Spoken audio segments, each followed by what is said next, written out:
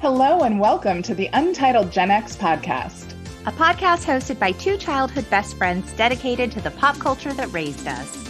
I'm Kate, a writer, a midwife, a current-day pop culture know-nothing, but nobody puts baby in a corner when it comes to the pop culture of my youth. And I'm Lori, a writer and pop culture lover who's still not over how my so-called life left us hanging.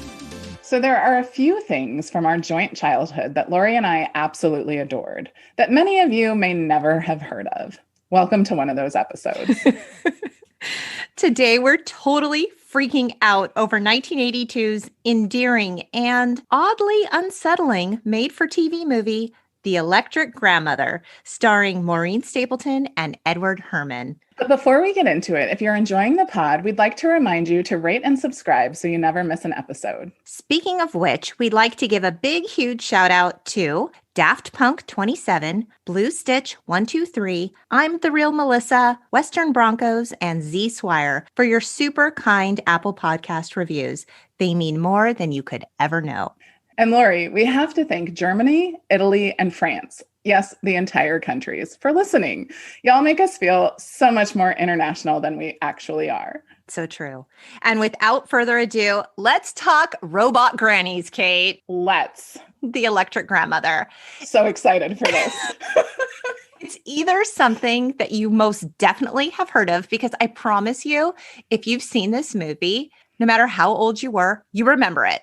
But if you haven't seen this movie, this is still going to be a really funny episode because this movie is a heartwarming, thoroughly disturbing fever dream. And Yes. As a 5-year-old, I loved and feared it in a way that I honestly still have yet to fully process. And I'm not even exaggerating.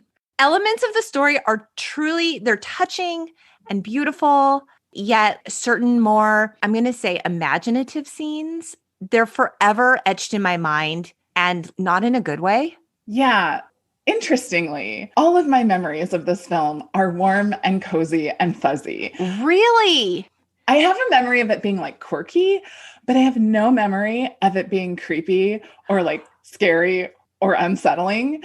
And I'm not sure why, because when I went back to watch it, I was like, I'm so surprised to hear you say that, because I had this movie recorded off of TV, and I suspect the reason I had it is because this film is based on Ray Bradbury's 1969 short story, I Sing the Body Electric. And Yes. If that title sounds familiar to you, it's because it was taken from a Walt Whitman poem of the same name. Also, the short story is based on a Twilight Zone that Bradbury wrote of the same title in 1962. And if you want to check it out, it's season 3, episode 35. Now, my dad is a huge Ray Bradbury fan. He is an even huger, perhaps, is huger a word? If it is, it is now. Twilight Zone fan. Of course, Ray Bradbury, he is a science and fantasy fiction writer best known for Fahrenheit 451, which we totally read in high school, We totally did. and The Martian Chronicles. So Did not read that in high school. I actually never read it. Sorry, Dad. But being a huge Bradbury fan and Twilight Zone fan, I can see why my dad would have recorded this and wanted to share Bradbury with me from a really young age. Also, you guys should know that Lori's dad had like all the tech. They had all the tech in their house for 1982. We did not have an electric grandmother. That was probably the one thing we didn't have, but we had all the rest. We literally had the very first cordless phone. I believe it was called a Cobra. Oh, I didn't even realize that. They did. They had like all the gadgets. We did. And everything. I feel like you were the first people that I ever talked to who had like actually like seen the internet in action. And for the time, for the early 80s, we totally had a smart house. Oh, yeah. Do you remember your mom also had a smart car? Do you remember her mom got this new car and we were like, oh, this car's so cool. And we're going to get out of the car. And Lori's like, this car does everything except talk. And all of a sudden the car goes, the door is ajar. The door is ajar. I forgot about that. You know, she had a car with, what are those called? Electric seat belts. This was really... Oh, where they like came wrapped along, around you. like for a Yeah. while, that was like some big safety thing. Because, you know, we weren't all very practiced. Right, because we just got to like roll around the back of the car. Sit in the bed of a truck. It's fine. But this film was one that I had on VHS, and I remember watching it a lot. And I remember watching it with you. And so I don't know what I was doing last week. I just got this flash memory. I Googled it. It's available in full in very poor picture quality on YouTube. It's 50 minutes long. I immediately texted you, The Electric Grandmother. And you were like, I have not thought of that movie. It had completely escaped my psyche from like the time like I was 40 7 years old. Yeah. Like until age 44 when Lori said the name again. So crazy. Okay, so this was put out, I think it was called Project Peacock through NBC. It premiered on January 17th, 1982. And in the NBC ad, it says, quote, they wanted a grandmother, so they built one! Exclamation point. It's futuristic fun when a father and his 3 young children search for the perfect grandmother! Exclamation mark. Okay. That really doesn't do justice to the story. You guys, this movie is so freaky. It's so weird. We'll link to this in the show notes. You can watch it on YouTube, like I said. It's available on many channels. But I watched YouTube user Pepper Jays, and he wrote in the description, quote, one of the greatest movies ever. For whatever reason, my grade school would play this goddamn movie every year from kindergarten to 5th grade. Enjoy this trippy ass movie. Helps if you're drunk. It is so trippy. Where did it come from? How did it get it came put from into the brain of Ray mainstream? Bradbury. And in case you don't believe us because you've never seen this film, I Googled The Electric Grandmother and some blog posts popped up. And my favorite was one by Scarecrow Video titled Nightmare Nostalgia. The Electric Grandmother. He breaks down the story, much like we're going to. He says, quote, the things I'm about to tell you are now going to sound like they were made up while I was on PCP and haven't slept for 9 days. Truth. But they are all things that truly, sincerely happened in this movie. Deep breaths. Okay, here we go. And then he also described it as a black pit of howling despair. So it was a time. It was a time, it was a place, it was a mood. And I just loved this movie as a kid. I'm like, are kids different than grown-ups? Like, are we just able to not be creeped out by like something that is so clearly creepy? I was very creeped out by this movie. So the fact that you weren't? No, I just loved it. It's almost as if I was watching it through a filter that made it like not what it is. I remember it being kind of weird. I was like, did she get dropped from the sky? She does. You texted me that, and I said she indeed does. And like the weirdest sort of Mary Poppins arrival ever. Right. Mary Poppins in the future. And the past. It's very confusing. Yeah, like the ancient past. The very ancient past. Let's get into it. I don't want to waste a moment. This movie's so effing weird. Yes. Okay, so this was creepy. And this actually wasn't creepy to me as a kid, this part. There were lots of creepy things. But when we opened the old man and his voiceover. Right. Okay, so he says, I'm going to do an old man voice. Excuse me. I had a lot of coffee today. I feel... Please do. Feel the need to do it. Okay, here I go. You ready? Okay. Grandma, sometimes I hear you still clicking, humming near me in the dark. Grandma, our dear, wondrous electric dream. I remember the hour and day of your birth, that terrible week our mother died. That week the world ended. Their mom died. Okay, we set the scene. This is a story about a family. The oldest son is Thomas. Who is he played by? Robert. Is it Robert McNaughton? The older brother in E.T. Right. There's the middle son, Timothy, and the youngest child, Agatha. And the father is played by Edward Herrmann. Of the Gilmore Girls. You love Edward Herrmann. I do. So Edward Herrmann, he plays Lorelai's dad in the Gilmore Girls. Yeah. And he was also in Saint Elsewhere And he was in The Lost Boys. Oh, he was in The Lost Boys. That's right. Yeah. And Overboard and Annie, our beloved Annie. Wait, the old Annie or the reboot? The old Annie. Who was he? I don't know. He was in it. Wait, this is going to bug me. Who was he? You can Google it. He was FDR. That makes perfect sense. Okay. Okay. And this is when Aunt Clara arrives to save the day.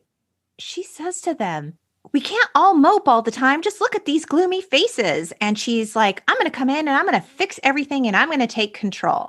We know people don't know how to handle grief and uncomfortable situations, but like, did you have anything like that happen to you after your mom passed, that someone just kind of came in and wanted to take control? Maybe not in that way, but I did have a couple of, I think, well-intentioned people sort of question the way I was conducting myself in the week after my mom died. In the week after your mom died? Yeah. And when I say conducting, like I wasn't doing anything wild and crazy, I promise. Like if you've not gone through something that life-altering, to lose a parent, I think it just like throws the whole family into a tailspin, even if it's expected. And everyone just kind of does their best in the early days. And of course, there's also then a lot of extended family around and friends. And right. There were a couple of adults who I didn't know particularly well. So really similar to this situation, right? Like this isn't their warm, fuzzy auntie that's visiting. You get the picture. She's not a regular fixture in their lives. Right. And so there were some people who kind of made comments. And I just remember thinking like, what? Yeah. Another thing about Aunt Clara is that she seems a little old to be the dad's sister. So I'm like, is she the great aunt? And then I was like, why are aunties always like dowdy and like annoying like that? Like, I'm a cool aunt. Aunts have come a long way, baby. Actually, you have a cool aunt, though. You have the coolest aunt. Cool aunts run in my family. And so it hurts me a little bit that they always portray them as like really unpleasant people. She's awful. So on this morning, there's a helicopter circling over their house. And they're very rural. This is not like they're in a city. Yes. It's not like it's LA where you have helicopters going over your head all the time. It's true. And it's loud and the family's like, what's going on? They go outside to see. And the helicopter says Fantocini Limited on it. And it drops 3 rainbow parachuted items from it. And they're like pieces of metal. And the kids run to retrieve them. And what the fuck, their names are engraved on each piece. Right. And the dad's like, no, that's not true. Oh, yeah. Oh, yeah, Dad. It is true. Okay. So this is like any reasonable father would be like, don't touch those. What is this? And in fairness to Dad Henry, he can't go Google Fantocini Limited. Right. He has no way of knowing. Right. But I would be suspicious of touching it or handling it. Like, is this a bomb? Like, what is it? Right. What's going on? Although, to be fair, also, like in 1982, technology wasn't that sophisticated yet. So if something was a bomb, you're more than likely going to know it was a bomb. Okay. It wasn't ticking, but it was still weird. And so Thomas is like, wait, I have a hunch. Let's put these 3 pieces together. Right. He figures out that they fit together. Yes. And they do fit together in the shape of a heart. And this metal heart lights up, and the creepiest, echoiest, robotiest voice of all time says, hello, we are waiting for you at Fantocini. And then it says, we are machines that remember. What? We are electric grandmothers. The electric grandmother is built to give love to all who need her. Give it a try. And then it gives an address. It's so creepy. That voice is really scary. I don't know if it's echoey or it's multiple people talking. It's so creepy. I was like, how was I not horrified by this as a child? And I was appropriately horrified by this as a child. Instead of being freaked out and like maybe calling the authorities, I don't know. They're like, let's go to that address. Yeah, let's go. And you know, Agatha, I don't know that they say how old she is, but she's saying, hey guys, nothing's ever going to be like having mom back. And really, she's right. And we're not listening to Agatha. Well, I think that the two boys feel that way. And the dad's kind of like, well, I don't know, but let's go. Which is really inappropriate, actually. Do you know what else is funny about my memory of this film? I didn't think the dad was part of it. I thought that like this was like some great adventure that these kids went on. Oh, the 3 kids went on. That actually is much more reasonable. Like the fact that a professional man and father took his kids here is probably the weirdest part. Right. So somehow I like blocked out the fact that there was an adult involved. And it makes more sense, right? If it's like kids on this caper. That's the hallmark of like 70s and 80s films, right? Kids go off on an adventure. Your parents are never home anyway. They're not wondering where you are. Like, go do the thing. You're Gen X. There's nobody home. Do what you want. Do what you will. It'll be fine. In my memory, that's how the story went, that like the mom died and the dad was really busy. So they were sort of like left to their own devices. And then that's why the grandma came, which honestly, I think is a better storyline. Mr. Bradbury, maybe have a word. It makes a lot more sense, actually. Right? Yes. So now the man who's responsible for the health and safety of these 3 children takes them down to a warehouse district. That is freaky as hell. And it's so dark. Well, when they come to the door, it's like down an alley. And he has to like dust off the number so that he can see that he's in the right place. And then the door is just unlocked. Now he does have a little pause, like the boys run in and he's like, oh. It's creepier even before that because Thomas reads the sign, Fantocini, and then a robot voice, that echoey, scary robot voice says, grandmothers. And the door slides open. I think that's after they're inside. I think when they first go inside, they just try the door and it opens and then they're kind of in this weird like foyer. I would get the hell out of there. It's super creepy. Henry doesn't look like he could fight off whatever peril. He looks like he could like reason with somebody until they died, but not that he could take them on. Maybe provide them with a home loan, some life insurance. Some stock advice. And like, once again, Agatha's scared, and she's the only one who's scared. The voice of reason, the little girl, is the voice of reason. And then the door closes behind them. You're trapped now. You're mine. Right. Like, to me, I'm like, what if it's all a trick? They're luring you down here to like do something horrible to you in this deserted warehouse, right? Yes. That's where my mind goes. Yes. So, but not when I was a kid. When I was a kid, I was like, that looks fun. And when I was a kid, I was like, I want my mom. Right. The worst part of it is the music. It's like this cacophonous, crazy music sound. Is that in that part? I think it is. I don't know. I didn't make a note. It's awful. It reminds me of walking past the band room in high school. Oh, God. Do you remember when we'd be like, nightmare music?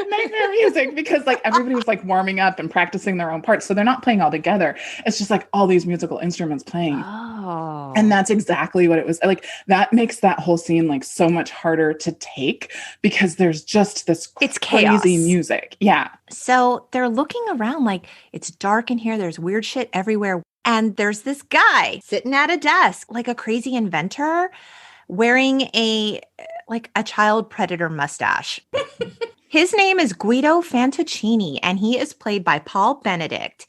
And Paul Benedict was in The Jeffersons. Oh, yeah. I feel like he's in a lot of stuff. Okay, but you know what else he's in, Katie? He is the asshole finance professor in Cocktail. Oh my gosh. It's come full circle, friends. We did a Cocktail episode, you guys, 1988's Cocktail with Tom Cruise. This is the asshole professor that we talk about. Yeah, he's in a lot of stuff. He has weird teeth. Oh, does he? I didn't catch that. They're very like big and like, wooden. I don't know. Like they take up a lot of space in his mouth. Yeah, he knows the kids' names. Right. Once again. How? Why? I mean, who? And I know that this was a more innocent time. No, I take it back. This is when kids' faces were on the back of milk cartons. Yeah. So a stranger knows your 3 kids' names. How? Why? We all have questions. Why doesn't Henry have questions? He has very few questions, actually. Right. Yeah. So Fantaccini says, I believe you're looking for something in a grandma. And Timothy's like, I want a grandma that sings songs and tells bedtime stories. And once again, Agatha is skeptical. Right. I keep writing Dr. Fantaccini. Is he a doctor or did I just like bestow an honorary doctorate on him? Is that in my notes? I don't know. The weird inventor man. Yeah. He says the only limit to what a machine can do is the limit of one's own imagination. Henry finally asks a question. What kind of business are you running?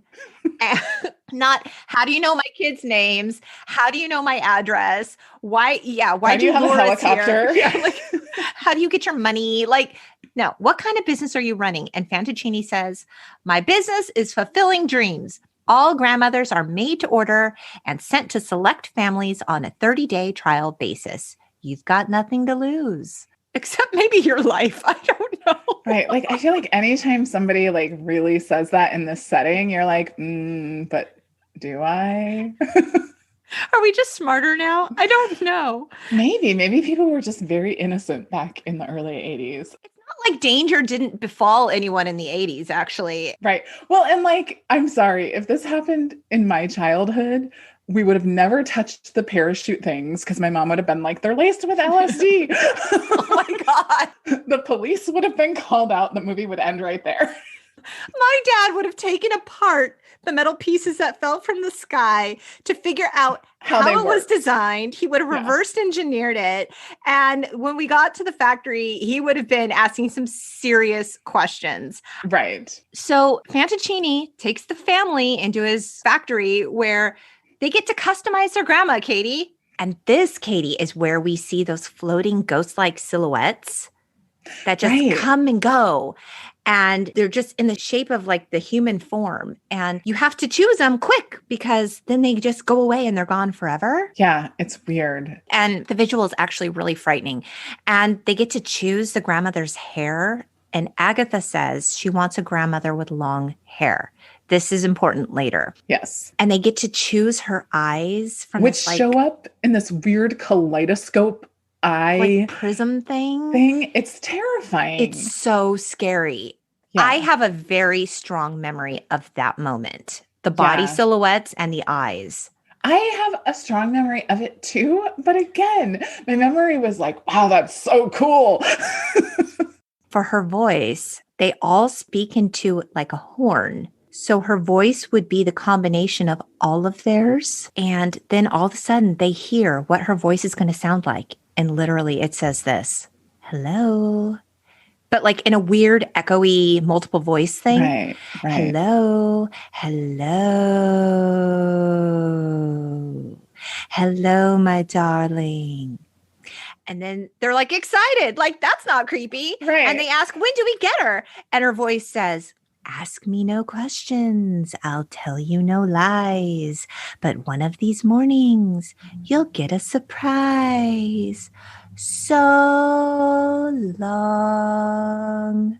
So creepy. So scary.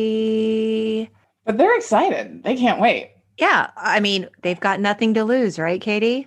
Sure. One of these mornings arrives. And again, the Fantaccini helicopter circles overhead and drops a sarcophagus. I did not remember that it was a sarcophagus. In my mind, it was like a wooden box. That would have been so much less scary. It would have. Let's explain what a sarcophagus is to anyone who might not know. It's basically like those coffins that like King Tut was buried in. Yes. So it's shaped essentially like it has the figure on top of like kind of an Egyptian pharaoh. It's full body sized and it's giving off a humming sound. Right. Like this thing is clearly like alive in some capacity, right? Right. They open it and there's a body inside wearing an Egyptian gold death mask. Right. They remove the mask. Everyone's excited. It's Christmas morning. Like, this is the part where you're like, okay, they are on PCP and they have not slept for 9 days. Like that gentleman said. They remove her mask and inside is our beloved Maureen Stapleton looking all the perfect grandma form. Right. Hair in a bun, wearing like an apron. She opens her eyes. Poop. And she's like, you're all wearing pajamas. You'll catch the death of cold. Get inside. They help her out of the sarcophagus. Doo-doo-doo. I think it's the most normal thing in the world. Grandma goes inside and she quickly whips up a wholesome breakfast of French toast, pancakes, and eggs. Granny's made you breakfast. Sit down, kids. Sit down, family. And then she asks one of the kids, would you like some hot cocoa? Okay, I will forever remember this moment. And she shoots hot cocoa out of her finger into a glass. I had forgotten about completely. I can't even believe you forgot about it because everyone in the comments is saying that hot cocoa or chocolate milk from the finger was the thing everyone remembered the most. Well, when it came back on, I was like, oh my gosh. I remember like playing at that and being like, how could that happen? Like, how could I make that happen? In fairness, for 1982, a very special effect. It was pretty cool. Because then she goes on to do also milk and orange juice. Yes. But honestly, as a kid, I was just like, wow, that's really cool. As an adult, I was like, but wouldn't the milk be warm? Well, I think this was probably she has a cooler inside her also, but I guess I just kept calling it grandma juice throughout my notes, which is disgusting because why would they willingly ingest something? They don't know this robot more than 20 minutes, the length of time it takes to make breakfast. And it's like, yeah, sure, I'll drink that. I just was like, in all actuality, that's really gross. Because like, think about how that tube would get all clogged up and icky. Maybe it has a self-cleaning mechanism that we didn't see. Like, is it pasteurized? Is there a spoil date? Where does she get her ingredients? Where does it come from? How does she replenish her supply? So many questions. As a kid, I was just like, oh, that's so cool. So we move through some amount of time. I don't know. I don't think this was the same day. But like Agatha's really sad. She's mourning her mom. We see her brushing her hair while she looks at pictures of her mother. And Grandma says, oh, Agatha, you have beautiful hair. And then she complains about her own hair. And she's like, I have the ugliest hair. And she pulls it out of the bun. And this obviously hurts Agatha's feelings because Agatha chose her hair. She's like, yeah, but... And then she kind of catches herself. And it's a weird moment because if this grandmother knows everything about them, I feel like she has kind of an antagonistic relationship with Agatha.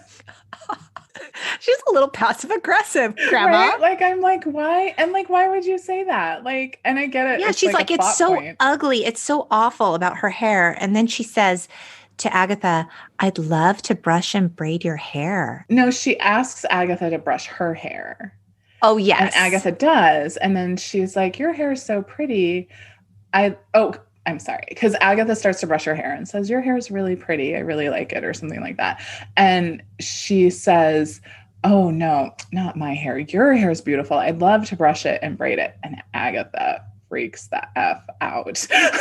And she yells, no, only my mother can do that. Right. So Agatha's going to be a hard sell. Yes. We see the boys outside and they're trying to fly a kite and they're failing.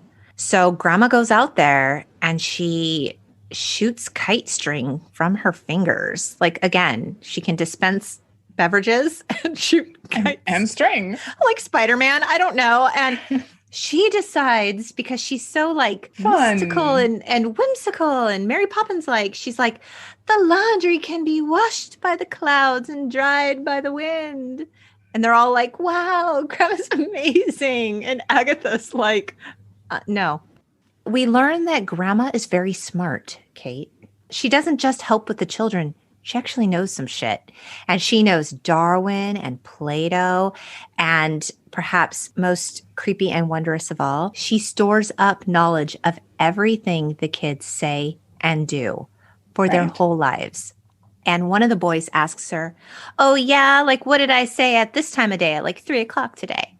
And she mysteriously produces a baked muffin from her body, gives it to him. He opens it like a fortune cookie. Right. There's a paper inside that has the words printed on it of what he said at that time of day. It would have just been too simple to just say, tell him, this is what you said. have a fresh baked muffin from my body. It's a fortune muffin. So the kids are just amazed by this woman. Like this robot, this cyborg, Right. whatever she is. And it's bedtime. And Timothy asks her to sing him a song. And I would say this is a very beautiful moment because the song is actually quite touching. But what is not quite touching is the fact that he's laying in bed. Grandma's sitting beside him, singing this lovely song. And she puts her hand in the shape of like a bear claw. And her hand is somehow a music box in that moment. Right. Her hand is like a speaker. It's like primitive Bluetooth. Grandma's hands are magical. Timothy says, I love you. And she says it back and tells him, I'll be here forever whenever you need me. Now, knowing what we know, I'm going to ask a very important question. Okay. Is this a threat or a promise? So I have a lot of thoughts about this that I feel like I have to save till the end to discuss. Okay. So Agatha overhears this and calls Grandma a liar because Agatha's like, who are you, crazy robot imposter in my home? Well, and Agatha also knows that people who should be there sometimes aren't. People who promise to be there sometimes go away. This is true. So she's not falling for that twice. And No. I got to say, Agatha, I'm right there with you. I feel you on that one.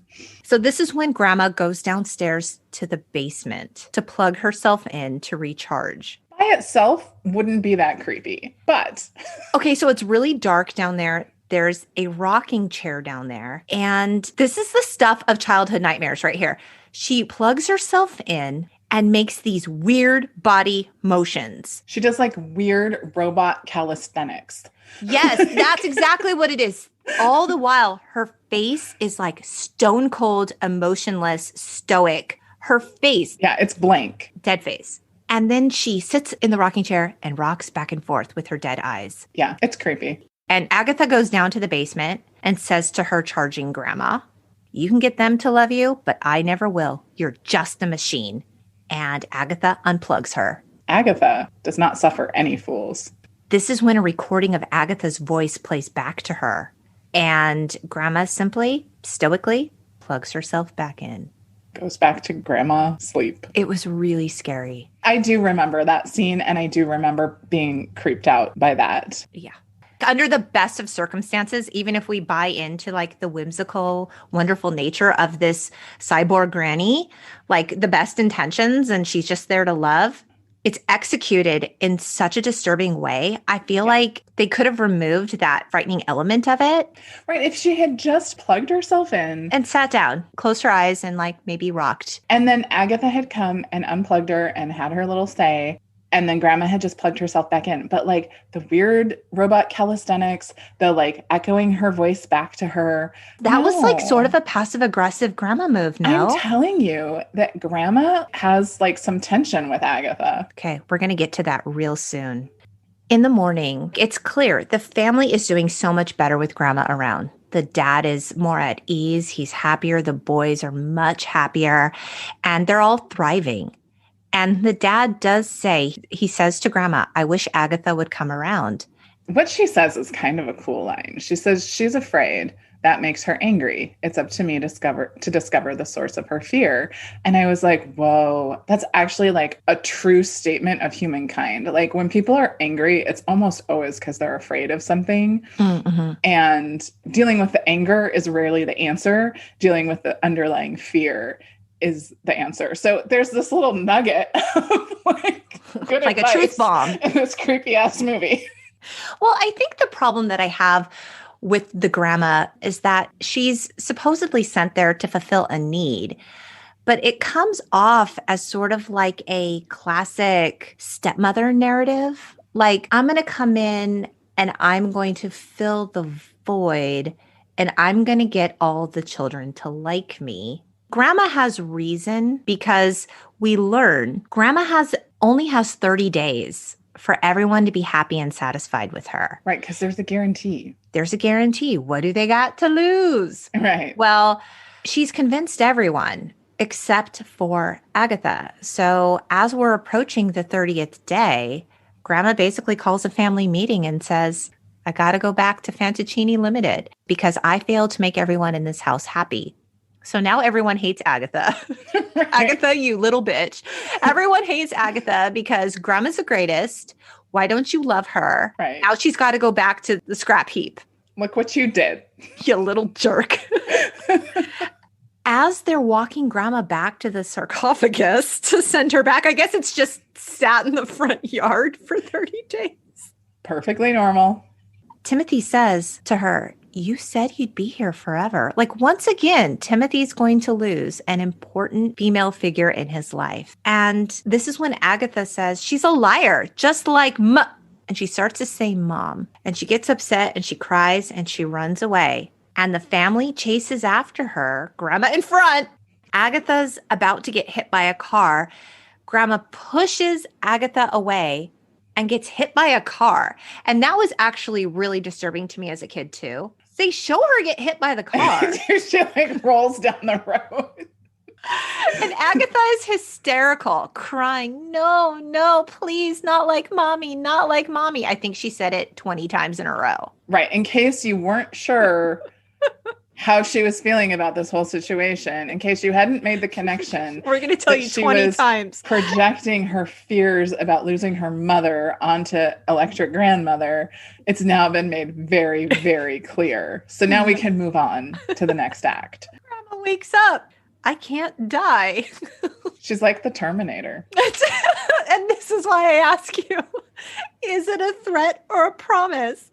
On YouTube, most of the comments are like overwhelmingly positive. You would be surprised. And people are mostly talking about like, oh, this reminds me of my childhood and this makes me miss my grandparent.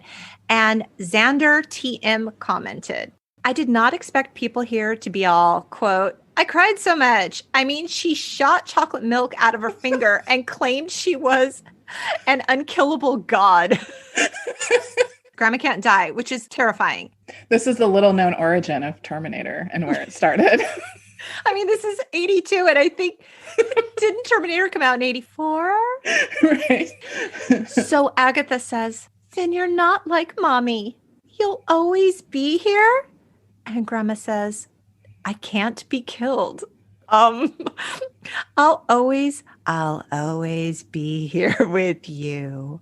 Yay? I mean, for Agatha, yes, right? She's been traumatized. She's lost someone important to her. She's afraid to love again. And so now she has this totally unreasonable reassurance. So that in her life going forward, when she decides to love people, she'll be like, they're always going to be here. Oh, no, they won't. Yeah. And so then we like cut to the future where we see the kids leaving the nest one by one. And they're all saying goodbye to Grandma. And Henry thanks Grandma. Shakes her hand, gives her a sturdy handshake. She doesn't even earn a hug. This is where my terrible adult mind goes. I did not think this as a child, but I was like, come on. All those years, he lost his wife. Did he hook up with the electric grandma? Ew, so inappropriate. I'm just saying.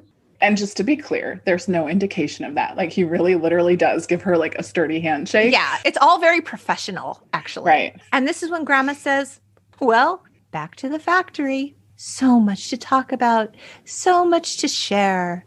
Of course, I'll be there whenever they need me. And Grandma goes back to Fantaccini Limited. Then we hear that same old man from the beginning, that voiceover. We didn't need Grandma for many years. And this is when we cut to a circle of grandmas in a knitting circle, sitting in rocking chairs with that weird rainbow-colored lighting. Right. They're like in this warehouse factory place, just like hanging out in like the grandma knitting room. Yeah. And that lighting was odd. Yeah, it is. Especially because the warehouse is so dark and then it's like glowing from within. Grandma says to one of the other robot grannies, sometimes I almost feel that I can feel. And this is when that old man walks in and says, Grandma, it's Thomas. So now this is Thomas as an old man. He tells Grandma, Agatha became a doctor. Tim built a permanent base on the moon. And Thomas is an author. And he asks her to come home to their old house. And this is when he says, husbands wives, families. We've outlived them all. You'll come then? What? Didn't they have children or grandchildren? They outlived them all. The three children outlived everyone. Apparently, they have had very tragic lives. And now what? All three children live in their childhood home as old people together, and grandma's going to come care for them? Why did everyone else die? I know. Why are they alone? This part of the movie, like, it reminds me of a couple of things. It reminds me of that book, I'll Love You Forever, I'll Like You for Always, whatever, where like the mother like creeps in the window when the kid's all grown up, right? Yeah. Like it kind of has that element of like inappropriate adult interaction with grown adults, except in this case it's extreme because they're like so old. They're old now, you guys. They're like older than grandma now. Yes, they are older than grandma. Grandma is in better shape than them. They are like in the very sunset of their lives. Why is there this theme in movies and also like in this I'll Love You Forever book of an adult literally living for the children? As if that's their whole point and purpose, as if they don't exist outside of their relationship with the children. Doesn't. She was designed to do this job. This is a theme like this. I feel like the I love you, the giving tree. It's like, oh, you're entitled to anything that you want from this being because they're here for you. And that's their whole purpose in life. And I'm like, what are we teaching children when we teach them this? This is a bad lesson. Like, I think you're supposed to, sorry, I'm going on a little bit of a rant, but I think that you're supposed to be like, oh, it's so sweet. And she really was always there for them. And like, isn't that wonderful? But like, is it? Is that a good thing to teach? I don't think so. Is it a good thing to teach that a robot can replace? Well, that's a whole other rabbit hole to go down, especially in this. It kind of reminded me of Her, that Joaquin Phoenix film. Oh, it's very good. Yeah. And certainly in this current time where some people replace in-person interactions, even though maybe they're interacting with a person on the other end of a computer screen or the other end of a chat window, it's very virtual. It's not the same as interacting with people. Well, this film suggests otherwise. Now the siblings are all old and they're gathered together just loving grandma, and grandma plays recordings of their voices from when they were children, and they all hug and it's all very loving, like grandma knows all of our history. Grandma has loved us our whole lives. And my question is, what happens to grandma after the siblings die? She goes back to the factory. But then is she only ever their grandma? Like, does she get recycled to be somebody else's grandma? Oh, they chose her body. They chose her eyes. They chose her hair. Her voice is a culmination of theirs. And what happened to Fantaccini? Does he live forever? Who's paying Did he for just this? Pass it down into the family? Do his robotic grandchildren now run the factory? So many questions. One more time, I'm going to circle back to that blog post by Scarecrow Video. They end their blog post by saying, this is not a parable about death or family. It's more like a propaganda film made by benevolent robot overlords to convince us that all would be better if we just spurn our mortality and let the machines lovingly take control. I'm telling you, it's the beginnings of the Terminator. Because this goes way beyond Rosie the robot. Oh my goodness. This is like next level. It's funny because the general consensus, at least with the YouTube comments, are people saying like, yeah, I was kind of freaked out by the milk in the finger and Granny in the attic, but more so, this is such a beautiful film. This made me cry. Thank you so much for sharing it on the interwebs. This was a big part of my childhood, and this actually won the Peabody Award in 1982.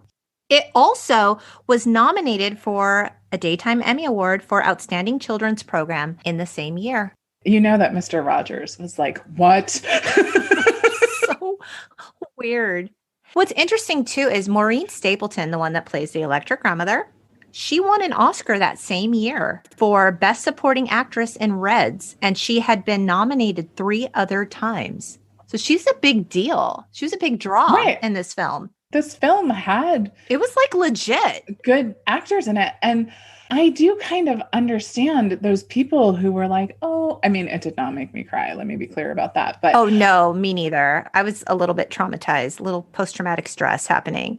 Like you said, it would have been a much more convincing, I'm sorry to use the word convincing, because this movie is all kinds of effed up, but it would have been much more convincing, if you will, if the children had gone to the factory without their dad, picked out a grandma, had grandma arrive, and had to convince dad, right. this is a good idea. Grandma's here to help and love.